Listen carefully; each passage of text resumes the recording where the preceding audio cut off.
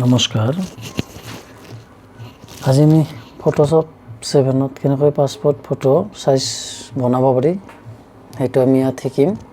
প্ৰথমতে আমি Photoshop 7টো on কৰি ললো। তাৰপিছত আমি যিখন ফটো আমি সাইজ কৰিম সেইখন ওপেন কৰি লম। ওপেন কৰাৰ কাৰণে আমি তিনিটা পদ্ধতি ব্যৱহাৰ কৰিব পাৰোঁ। এক নম্বৰ পদ্ধতিটো ইয়াত ডাবল ক্লিক কৰি ফটোটো আমি ওপেন কৰি ল'ব পাৰোঁ। আমি এনেকৈ ওপেন কৰি ললো। নতুবা ফাইলত যাই ওপেন মই ফটোখন ডেস্কটপত গলো। ডেস্কটপত মোৰ ফটোখন আছে। ডেস্কটপৰ পৰা এটা ফটোখন ক্লিক কৰিলো, ওপেন কৰিলো। এই 2 নম্বৰ পদ্ধতি এনেকৈ ফটোখন ওপেন কৰি ল'ব পাৰি। 3 নম্বৰ পদ্ধতিটো হ'ল কি ফটোশ্বপটো মিনিমাইজ কৰি লয় য'ত ফটোখন ফাইলত আছে, যিটো ফাইলত আছে সেই ফাইলটোত গৈ ফটোখন সিলেক্ট কৰি ড্ৰেগ কৰি আনি ফটোশ্বপত ড্ৰ কৰি দিলে হ'ল। এনেকৈ ফটোখন ওপেন হৈ যাব। তাৰপিছত আমি ফটো সাইজ বনাম। ফটো সাইজৰ কাৰণে আমি প্ৰথমতে ক্ৰপ টুলত যাব লাগিব। এটা ৱাইডটো আমি দিম 1.2 ইঞ্চি। টেব মাৰি হাইটটো দিম আমি 1.4 ইঞ্চি। টেব মাৰিলোঁ, ৰিজুলেশ্যন দিলোঁ 300। আগৰ পৰা সিলেকশ্যন হৈ আছে 300 দিলোঁ। তাৰপিছত ফটোটো আমি ধুনীয়াকৈ নিজৰ হিচাপ মতে ক্ৰপ কৰি ল'ম।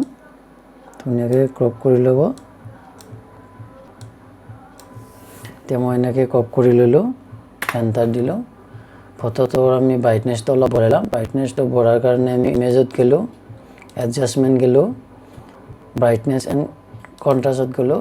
ব্ৰাইটনেছ মই অলপ বঢ়াই লৈছোঁ 12%। পাছ অ'কে।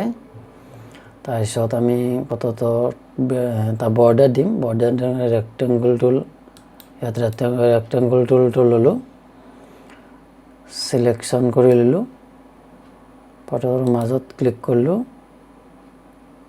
ৰাইট ক্লিক কৰি ষ্টক গ'লোঁ। ষ্টকত মই পিক্সেলটো 3 পিক্সেল দিলোঁ আৰু কালাৰটো চুইচটো ব্লেক কৰিলোঁ। আপোনাৰ নিজৰ হিচাপ মতে কৰি ল'ব। কোনোবাই ৰেড ল'ব পাৰে, ব্লেক ল'ব পাৰে, যি লয়। মই ইয়াত ব্লেক কালাৰটো চুইচ কৰি লৈছোঁ। অ'কে।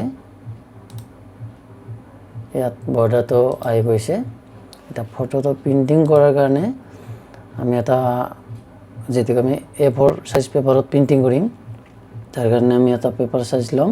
ফাইলত গ'লোঁ, নিউ গ'লোঁ। এটা পেপাৰ সাইজ A4 লিখা আছে। এইটো A4টো আমি কিছুমানে ধৰ 4/6তে কৰিব পাৰে। মই কিন্তু ইয়াত A4 সাইজতে ল'ম। A4 সাইজৰ পেপাৰটো চিলেকশ্যন কৰি ল'লোঁ। ইয়াত এতিয়া মুভ টুল ল'লোঁ। মুভ টুল লৈ ফটোটো ইয়াত ড্ৰেগ কৰি দিলোঁ। ইয়াৰ ফটোৰ আমি এটা সাইজত আমি 6খন কৰি ফটো দিম। তো কপি কৰাৰ কাৰণে যে জুম কৰি লৈছোঁ অলপ, Ctrl+ টিপি জুম কৰি ল'ব পাৰি। তো ফটোখন কপি কৰিব লাগে Ctrl+Alt ফটোখনত মাউচ ধৰি এনেকৈ টানি আনিলোঁ, কপি হৈ যাব। আৰু এটা কপি ল'ম এনেকৈ, আৰু এটা কপি ল'ম এনেকৈ, আৰু এটা কপি ল'ম Ctrl+Alt এনেকৈ, আৰু এটা কপি Ctrl+Alt এতিয়া টানি আনি দিছোঁ। এতিয়া 6টা কপি লৈছোঁ। এই ফটোটো গ্ৰুপ কৰাৰ কাৰণে আমি লেয়াৰত আহি আমি ইয়াত ক্লিক কৰিব লাগিব। লেয়াৰ প্ৰতিটো লেয়াৰত ক্লিক কৰিব লাগিব। লেয়াৰকেইটা বেকগ্ৰাউণ্ডত ক্লিক নকৰিব। লেয়াৰকেইটা ক্লিক কৰি Ctrl+E কৰি গ্ৰুপ কৰি ল'লোঁ। গ্ৰুপ কৰাৰ লগে লগে ফটোটো চিলেকশ্যন হ'ল। ইয়াত আমি ইয়াৰ পৰা আমি আৰু ডাবল ক্লিক কপি কৰিব পাৰোঁ, যিমান কপি কৰে। ইয়াত আমি ধৰি লওঁ আৰু এটা কপি কৰিম, Ctrl দি এই 6টা কপি হৈ যাব। আৰু যদি কৰিম আৰু 6টা কপি হৈ যাব। এনেকৈ আমি পেজটো ভৰ্তি কৰি ল'ব পাৰিম। যদি এইখিনি ফটো প্ৰিণ্ট কৰিব লগা হয় তেতিয়াহ'লে আমি Ctrl+P গ'লোঁ।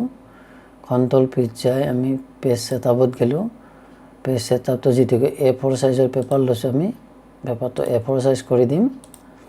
দেন আমি প্ৰিণ্টত গ'লোঁ, প্ৰচেছত গ'লোঁ, প্ৰিণ্টাৰ চিলেকশ্যন কৰি অ'কে দিলোঁ, ফটোটো প্ৰিণ্টিং হৈ যাব।